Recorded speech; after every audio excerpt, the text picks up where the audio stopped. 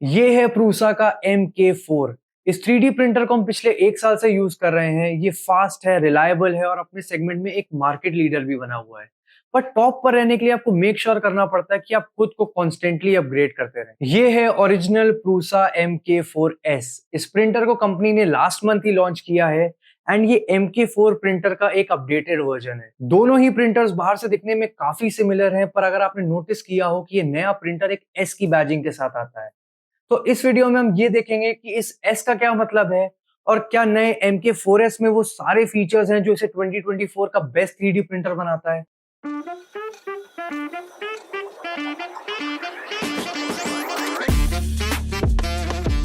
जल्दी से देखते हैं कि प्रिंटर के साथ बॉक्स में हमें क्या क्या मिल जाता है। प्रूसा अपने सारे प्रोडक्ट्स के साथ ये कैंडी का पैकेट जरूर देता है। इसके अलावा हमें मिल जाती हैं 2 एक्स्ट्रा प्रिंटिंग प्लेट्स।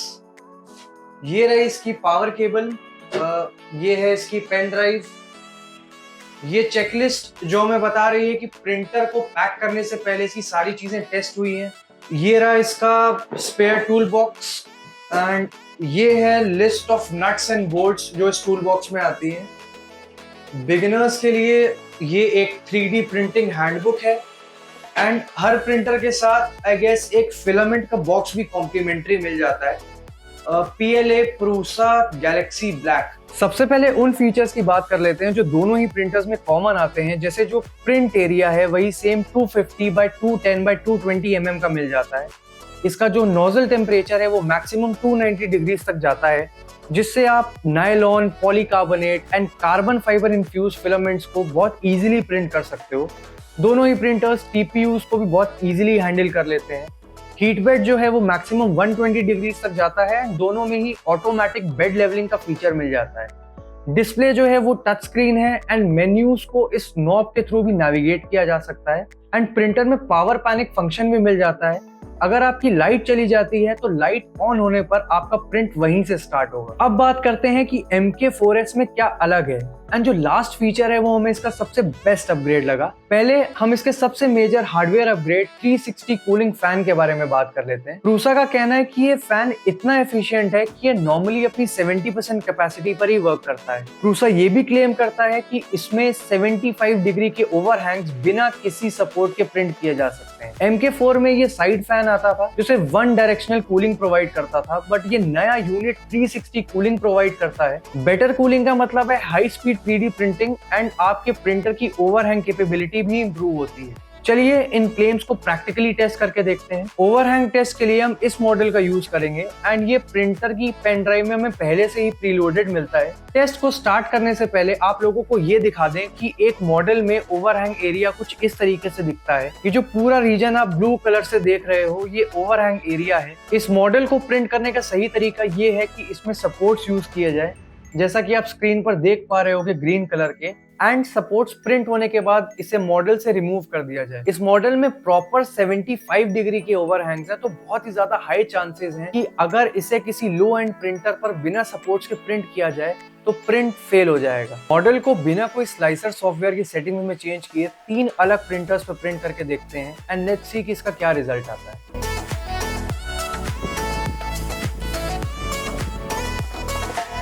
प्रिंट के रिजल्ट्स हमारे पास आ चुके हैं। जो ये फर्स्ट प्लेट है ये MK4S पर प्रिंटेड है एंड इसका टाइम अराउंड 3 घंटे 30 मिनट आया है। प्रिंट क्वालिटी जो है वो परफेक्ट है एंड इसको हम मार्क कर देते हैं MK4S।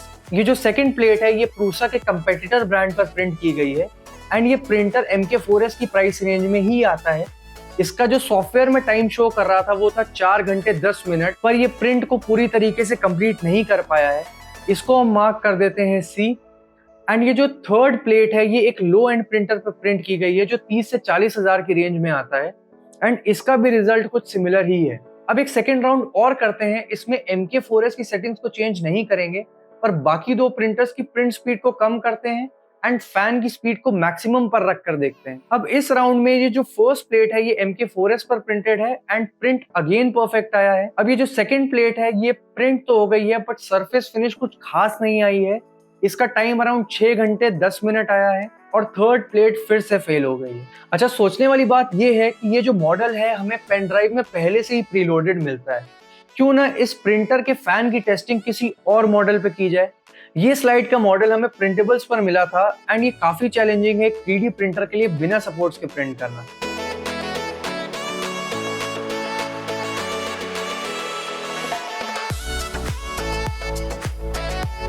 अब इसमें से जो फर्स्ट वाला मॉडल है वो MK4S पर प्रिंटेड है, सेकंड वाला कंपेटिटर ब्रांड पर और थर्ड वाला लो एंड प्रिंटर पर।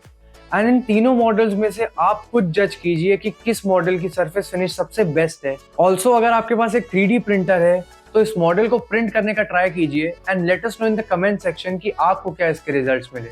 जो मॉडल का लिंक है वो नीचे डिस्क्रिप्शन में एडेड है। प्रूसा ने एक और मेजर हार्डवेयर चेंज किया है जो कि है एक हाई फ्लो नोजल जो सारे MK4S प्रिंटर्स के साथ स्टैंडर्ड आती है। अगेन प्रूसा क्लेम करता है 45 to 114% increase in the flow depending upon कि आप कौन सा मटेरियल प्रिंट कर रहे हो। हाई स्पीड 3D प्रिंटिंग के लिए सिर्फ प्रिंटर की हेड की मूवमेंट को फास्ट करने से काम नहीं चलता जब तक उसमें एक ऐसी नोजल ना लगी हो जो उसी स्पीड से मटेरियल को मेल्ट करके बाहर पुश कर सके। आइडिया इज कि आपको हाई स्पीड प्रिंटिंग के लिए कोई नया हाई स्पीड फिलामेंट नहीं यूज करना, आप हाई स्पीड्स नॉर्मल फिलामेंट को यूज करके भी अचीव कर सकते हो। अब स्पीड की बात चली रही है तो लेट्स सी कि ये प्रिंटर एक बेंची बोर्ड को कितनी देर में प्रिंट करता है।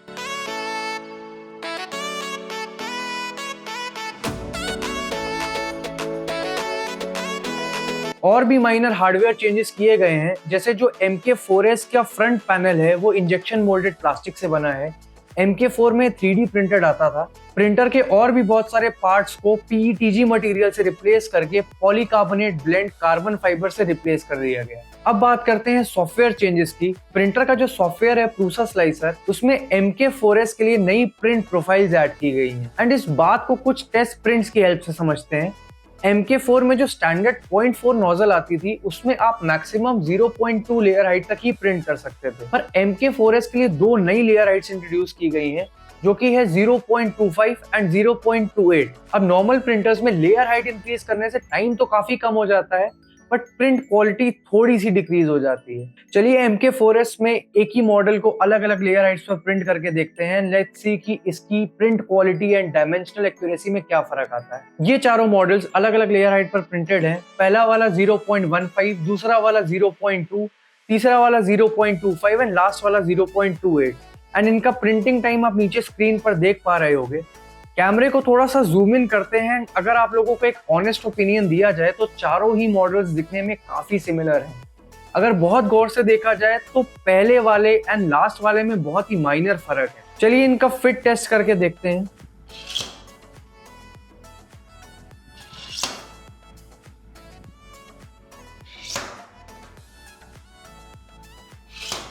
अगर ये कोई मैकेनिकल पार्ट होता तो लास्ट वाला उतना ही यूजेबल है जितना फर्स्ट वाला। सिमिलरली ये चारों बोल्ट्स भी अलग अलग लेयर हाइट पर प्रिंट किए गए हैं। इसमें जो पहली 3 लेयर हाइट्स वाले हैं वो तो प्रॉपर्ली फंक्शन कर रहे हैं, बट ये जो लास्ट वाला बोल्ट है इसमें बहुत माइनर एफर्ट लगाना पड़ता है। प्रूसा कंपनी जो है वो ओपन सोर्स फिलोसफी में बिलीव करती है। दैट मीन्स ये एनकरेज करते हैं अपने कस्टमर्स को एंड 3D प्रिंटिंग कम्युनिटी को कि वो इन प्रिंटर्स को फर्दर मॉडिफाई कर सकते हैं। वो मॉडिफिकेशन कुछ भी हो सकता है। आप अपने प्रिंटर में 4th एक्सिस ऐड कर सकते हो, या आप ये चाहते हो कि आपका प्रिंट खत्म होने के बाद एक रोबोटिक आर्म आके आपका प्रिंट उठा ले। बेसिकली आपको फुल क्रिएटिव फ्रीडम मिलती है कि आप इन प्रिंटर्स को कैसे भी मॉडिफाई कर सकते हो। इसके लिए कंपनी एक GPIO बोर्ड और एक accelerometer as an optional accessory provide करती है जिसको आप इन प्रिंटर्स को फर्दर मॉडिफाई करने के लिए यूज कर सकते हो। अब बात करते हैं अपने सबसे फेवरेट फीचर के बारे में। MK4S प्रिंटर के लॉन्च के साथ प्रूसा ने एक मोबाइल एप्लीकेशन भी लॉन्च की है। ये एप्लीकेशन प्रूसा के सारे प्रिंटर्स के साथ कंपैटिबल है। MK4S एक सिंपल टैप के थ्रू इस एप्लीकेशन से कनेक्ट हो जाता है। आप दूर से बैठकर ही एक 3D मॉडल को प्रिंट पर लगा सकते हो।